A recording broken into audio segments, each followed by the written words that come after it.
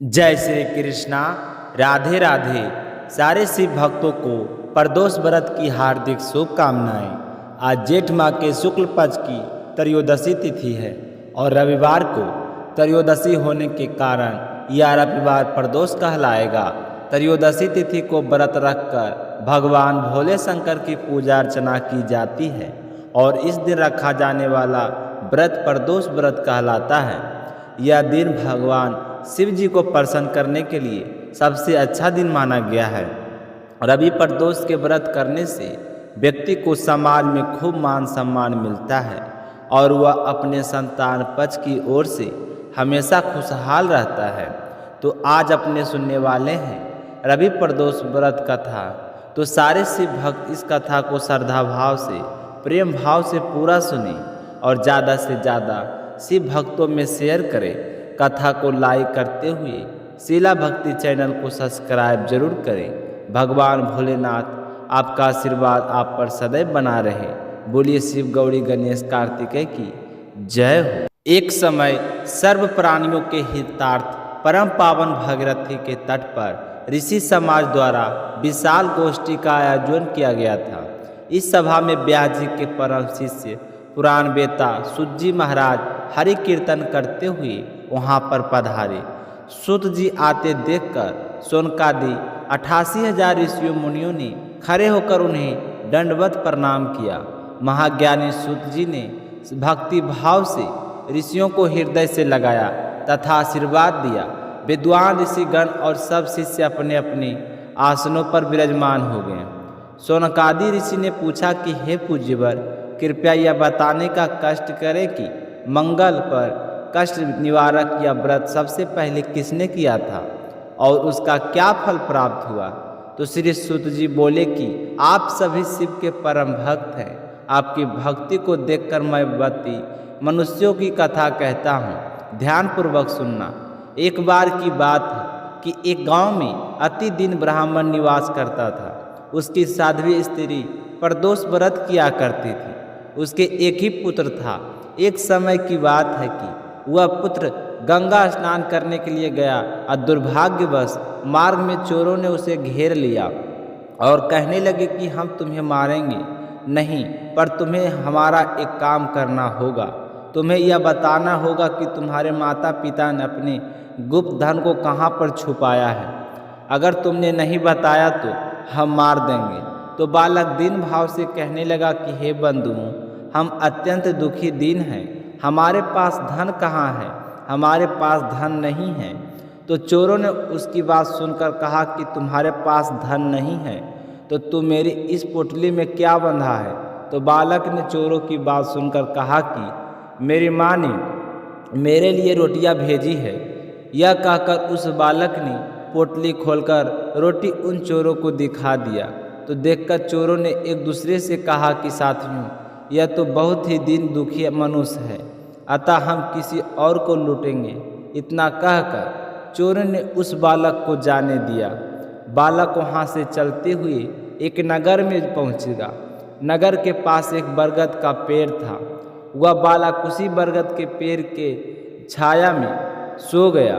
उसी समय नगर के एक सिपाही चोरों को खोजते हुए उसी बरगद के पेड़ के पास पहुँचे और बालक को चोर समझकर बंदी बना लिया और राजा के पास ले गए।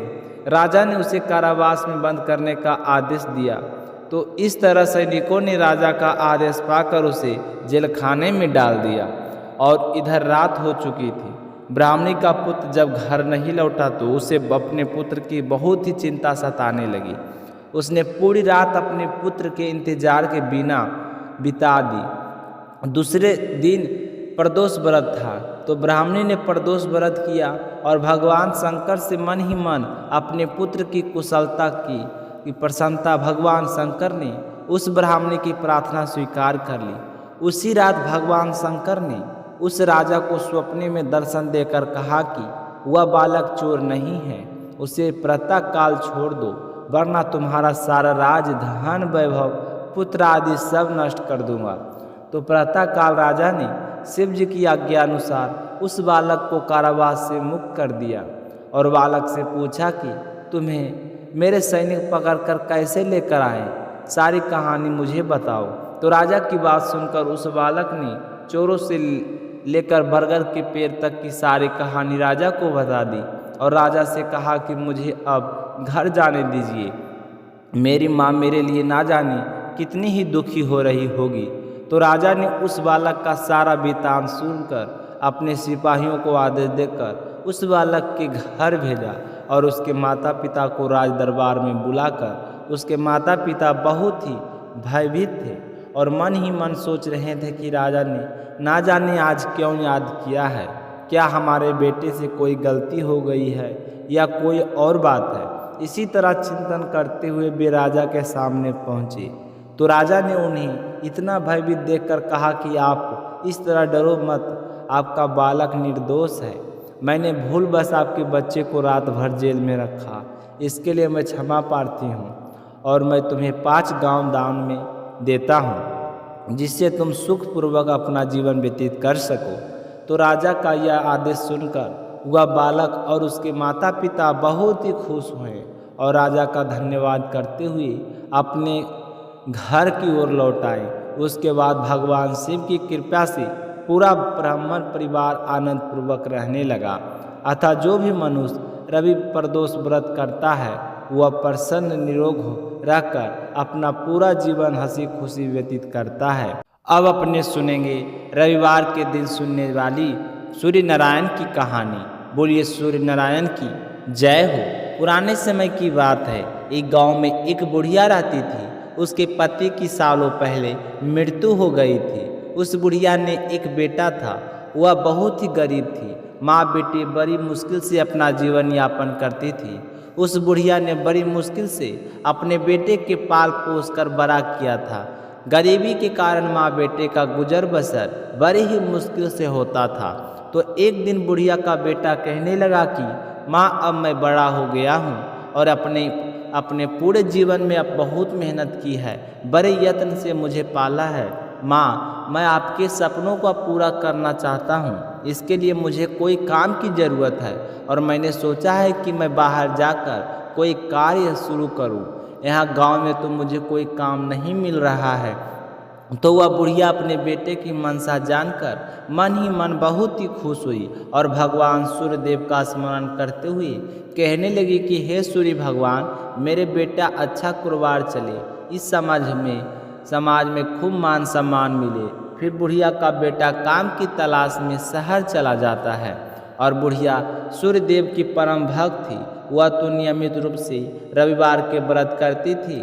रविवार को वह सूर्य उदय होने से पहले ही उठ जाती, पहले घर में झाड़ू बुहारी करती, उसके बाद स्नान आदि से निवृत्त होकर घर के आंगन को गाय के गोबर से लीपकर स्वच्छ करती। उसके बाद उदय होते हुए सूर्य भगवान की पूजा करते हुए रविवार की व्रत कथा सुनती और अपने बेटे की सलामती की कामना करती। फिर शाम को सूर्य भगवान को भोग लगाकर एक ही समय भोजन करती थी। तो सूर्य देव की कृपा से बुढ़िया को किसी प्रकार की चिंता या कष्ट नहीं था। वह अपने बेटी की तरफ से बहुत ही खुश थी। बुढ़िया आंगन लिपने के लिए एक पड़ोसन के घर से गाय का गोबर लाती थी। तो वह पड़ोसन बुढ़िया को खुश देखकर उससे बहुत ही जलती थी। मन ही मन सोचती कि एक बेटा था जो काम का बहाना बनाकर शहर चला गया, फिर भी पीछे से कितनी खुश रहती। इसे कोई भी चिंता फिक्र नहीं है, पर मुझे इसका इस तरह बेवजह खुश रहना बर्दाश्त नहीं हो रहा है। कुछ ना कुछ तो करना ही पड़ेगा।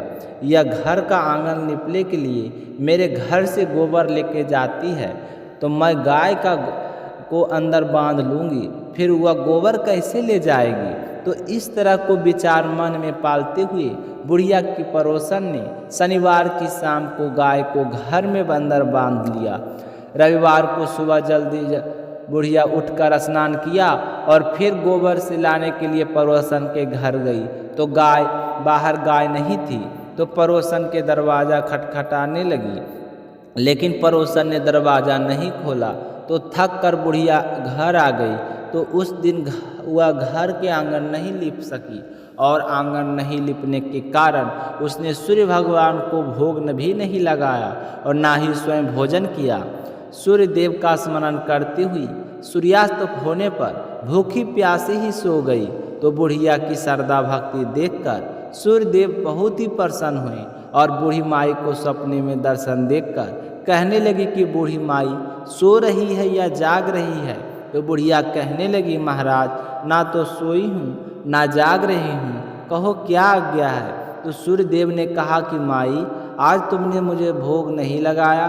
तो बुढ़िया ने बताया कि क्या करूं महाराज, मुझे आज आंगन लीपने के लिए गोबर नहीं मिला, इसलिए मैं आपका भोग नहीं लगा सकी। मुझसे बहुत बड़ी गलती हो गई है, आप मुझे क्षमा करें।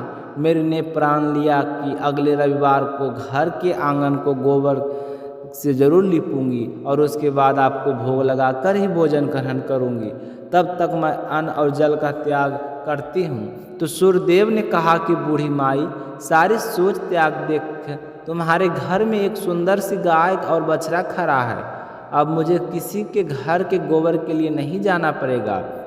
इतना कहकर सूर्य भगवान अंतर ध्यान हो गए। ब्रह्म मुहूर्त का समय था। बूढ़ी माई की आंखें खुली तो उसने देखा कि उसके घर के आंगन में एक सुंदर सी गाय और बछड़ा खड़ा है। तो वह देखकर हैरान हो गई। जल्दी से उठकर खड़ी हुई और गाय को आंगन में बांधकर उसके लिए चारा लेकर आई। फिर उसे चारा खिलाकर बछड़े को गौ माता का दूध पिलाया और बचा हुआ दूध बाल्टी में निकाल लिया। तो भगवान का चमत्कार देखकर बुढ़िया बहुत ही खुश हुई। दूसरे दिन सुबह बुढ़िया पड़ोसन ने देखा कि बुढ़िया के घर एक बहुत ही सुंदर गाय और बछड़ा बंधा है। तो वह तो और अधिक जल भून गई कि इस बुढ़िया को गाय किसने ला कर दी। तभी उसका ध्यान अचानक से गाय के गोबर की तरफ गया। तो वह गाय गोबर सोने का था। उस गाय का यह नियम था कि सुबह सबसे पहले जो गोबर करती वह सोने का होता। बूढ़ी माई को पता नहीं था और इससे पहले वह पड़ोसन उस गोबर को उठाकर अपने घर ले गई और अपनी गाय का गोबर लाकर वहाँ पर रख दिया।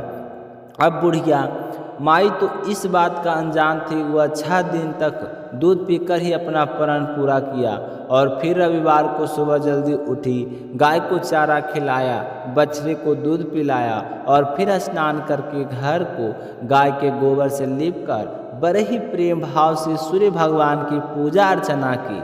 बूढ़ी माई को इस बात के बारे में पता नहीं था कि गाय पहला गोबर सोने का करती है, पर वह तो जितना मिल गया था उसमें बहुत ही खुश थी। और पड़ोसन का नियम था, वह रोजाना जल्दी आती और सोने का गोबर उठाकर अपने घर ले जाती और अपनी गाय को गोबर बुढ़िया की गाय के पास रख जाती। इसी तरह समय बीतता गया। बुढ़िया पूरे प्रेम भाव से सूर्यदेव की व्रत कथा कहती रही, लेकिन सूर्य भगवान को पड़ोसन की चालाकी का पता था। तो उन्होंने एक दिन तेज आंधी चलाई। तो आंधी का प्रकोप देखकर बूढ़ी माई ने गाय को घर के अंदर बांध लिया। जब सुबह बुढ़िया उठी तो देखा कि गाय ने तो सोने का गोबर किया है, तो उसे बहुत ही आश्चर्य हुआ। उस दिन के बाद बूढ़ी माई रोजाना गाय को घर के अंदर ही बांधने लगी और सोने के गोबर से बुढ़िया कुछ ही दिनों में बहुत ही धनवान हो गई। तो बूढ़ी माई को इस तरह धनवान होता देखकर पड़ोसन बुरी तरह से जल भून गई। उसने एक दिन अपने पति से कहा कि बुढ़िया के घर एक गाय है जो रोजाना सूर्य उदय होने से पहले सोने का गोबर देती है। पहले तो वह गोबर को बाहर बांधती थी, तो उस गोबर को मैं ले आती थी। अब उसे पता चल गया है, तो उसने गाय को घर के अंदर बांधना शुरू कर दिया है। और देखो बुढ़िया कितनी धनवान हो गई है। इस तरह सोने का गोबर देने वाली गाय बुढ़िया के किस काम की है? यह इतने सारे सोने का क्या करेगी? इसका एक बेटा था जो काम के बहाने से शहर चला गया, पता नहीं वापस आएगा या नहीं। इसलिए हमें जनहित के लिए राजा के पास जाकर इस गाय के बारे में बताना चाहिए। तो उसका पति कहने लगा कि हाँ, मैं आज ही राजा के पास जाकर इस गाय के बारे में बात करूँगा। इस तरह की गाय तो राजा के पास होनी चाहिए ताकि ज़रूरतमंद लोगों में इसका उपयोग हो सके। तो इस तरह का विचार करके वह राजा के पास चला गया और जाकर कहा कि राजन, हमारे नगर में एक बूढ़ी माई रहती है, उसके पास एक चमत्कारी गाय है जो रोजाना सूर्य उदय होने से पहले सोने का गोबर करती है। अब उस बुढ़िया के घर ऐसी गाय का क्या काम? इस तरह की गाय तो आपके यहाँ होनी चाहिए। तो सोने का गोबर देने वाली गाय के बारे में सुनकर राजा बहुत ही प्रसन्न हुए और अपने सैनिकों को भेजा कि तुम जाओ और बुढ़िया के पास से उस गाय को लेकर आओ। तो राजा की आज्ञा पाकर राजा की सिपाही उस बुढ़िया के घर गई और घर जाकर गाय को खूंटे से खोलने लगे। तो बुढ़िया माई कहने लगे कि आप कौन हैं, मेरी गाय को क्यों ले जा रहे हैं? तो वह कहने लगे कि हमें तो राजा ने भेजा है और इस गाय को राजमहल में मंगवाया है। तो वह बुढ़िया हाथ जोड़कर कहने लगे कि यह गाय मुझे सूर्य भगवान ने दी है। मैं रविवार के व्रत करती हूँ, तो मुझे घर का आंगन निपले के लिए गाय का गोबर चाहिए। आप ऐसा अनर्थ मत करें, मैं आपके आगे हाथ जोड़ती हूँ। लेकिन राजा के सैनिक ने बूढ़ी माई की एक भी बात नहीं सुनी। गाय और बछड़े को खोलकर राजमहल आ गए। इतनी सुंदर गाय को देखकर राजा बहुत ही खुश हुए और उसके रहने के लिए एक सुंदर सा कमरा तैयार करवाया।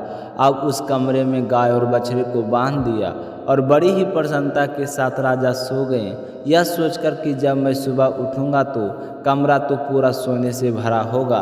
राजा को पूरी रात ठीक से नींद भी नहीं आई। सुबह जल्दी ही उठकर गाय के कमरे की ओर चल पड़े तो राजा को बहुत ही बुरी तरह से दुर्गंध आने लगी। तो राजा सोचने लगे कि यह दुर्गंध किस चीज़ की आ रही है। तभी गाय के कमरे की तरफ देखा तो पूरा कमरा गाय के बदबूदार गोबर से भरा हुआ था और सारा राजमहल धधक रहा था। राजमहल में रहने वाले सारे लोग परेशान हो गए। रानी कहने लगी कि हे राजन, आपने ये क्या किया? एक गाय को आपने यहाँ कमरे में बंदर बंधवा दिया है। तो राजा कहने लगे कि मैंने तो सुना है कि यह गाय सोने का गोबर करती है। तो राजा की बात सुनकर रानी कहने लगे कि राजन, आप भी कैसे इस बातों पर विश्वास कर लेते हैं? पशु है तो वह तो गोबर ही करेगा। क्या आपने आज से पहले कभी सुना है कि गाय सोने का गोबर करती हो? तो यह सुनकर राजा को बहुत ही गुस्सा आया और उन्होंने जल्दी से सैनिकों को आदेश दिया कि जाओ उस बुढ़िया के पड़ोसन और उसके पति दोनों को यहाँ लाकर प्रस्तुत करो, उन्हें इस दुष्टता का भयानक दंड दिया जाए। तो राजा के सैनिक बुढ़िया की पड़ोसन और उसके पति को लेने के लिए चले गए। पीछे से राजा ने राजमहल की सफाई के आदेश दिए, लेकिन सफाई कर्म में जितना ही उस गोबर को बुहारने की कोशिश करते वह उससे दुगना बढ़ जाता। तो यह देखकर राजा बहुत ही परेशान थे। तभी राजा के सैनिक बुढ़िया के पड़ोसन और उसके पति को लेकर आ गए। तो राजा ने कहा कि तुमने ऐसी दुष्टता क्यों की? तुम्हें इसके लिए दंड दिया जाएगा। तो वह हाथ जोड़कर कहने लगा कि महाराज, इसमें मेरी कोई गलती नहीं है और ना ही मुझे पता है कि यह गाय सोने का गोबर देती है। यह तो मुझे मेरी पत्नी ने बताया था। तो मैंने सोचा कि इस तरह की चमत्कारिक गाय आपके पास होनी चाहिए। तो राजा ने गुस्से में उसकी पत्नी की तरफ देखा और तो वह हाथ जोड़कर कहने लगी कि हे राजन, यह बात सत्य है कि यह गाय सोने का गोबर करती है। मैंने अपनी आंखों से देखा है। मैं कई महीनों तक सोने का गोबर उठाकर लाई हूँ। मैं बिल्कुल भी झूठ नहीं बोल रही हूँ। आप बुढ़िया को बुलाकर पूछ सकते हो। तो राजा ने अपने सैनिकों को आदेश दिया कि बुढ़िया को मेरे सामने प्रस्तुत करो। तो राजा का आदेश पाकर राजा के सैनिक उस बुढ़िया के पास गए और कहा कि तुम्हें राजा ने राजमहल में बुलाया है। तो वह बुढ़िया दिन दुखी हुई आंखों में आंसू बहाते हुए हाथ जोड़कर कहने लगे कि आज मेरा रविवार का व्रत है, मेरे सूर्य भगवान की पूजा भी नहीं हुई है, तो मैं आपके साथ नहीं चल सकती। राजा को कह देना कि मैं कल सुबह आऊँगी। तो यह सुनकर सैनिक वहाँ से आ गए और उधर सूर्य भगवान बुढ़िया को इस तरह भूखी प्यासी रखकर प्रार्थना करते हुए देखकर उस पर बहुत ही करुणा आई। उसी रात सूर्य भगवान ने राजा के सपने में जाकर कहा कि हे राजन, बुढ़िया की गाय व बछड़ा तुरंत लौटा दो, नहीं तो तुम पर विपत्तियों का पहाड़ टूट पड़ेगा, तुम्हारा महल नष्ट हो जाएगा। यह गाय मैंने ही उस बुढ़िया को दी है। वह सच्ची लगन से मेरे रविवार के व्रत और पूजा पाठ करती है। इसलिए अच्छा होगा कि तुम सुबह इस गाय और बछड़े को बुढ़िया के घर पहुंचा दो।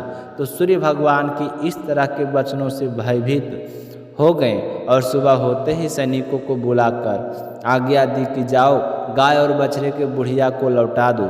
तभी बुढ़िया अपने वचन के अनुसार वहाँ पर आ गई और हाथ जोड़कर राजा से कहने लगी कि महाराज, आपने मुझे क्यों याद किया। साथ ही वह पूरी तरह से रो पड़ी रही थी। तो राजा अपने सिंहासन पर उठे करे हुए और बुढ़िया के चरणों में गिरकर कहने लगी कि हे माई, मुझसे बहुत ही बड़ी गलती हो गई, आप मुझे माफ़ कर दीजिए। आप मेरी माता के समान हैं। मैं तो अभी अभी सैनिकों के साथ आपकी गाय और बछड़े को भेज रहा था। मुझे पता नहीं था कि आपको यह गाय सूर्य भगवान ने दी है। तो बुढ़िया यह चमत्कार देखकर फिर से प्रसन्न हुई और मन ही मन भगवान सूर्यदेव का धन्यवाद करने लगी।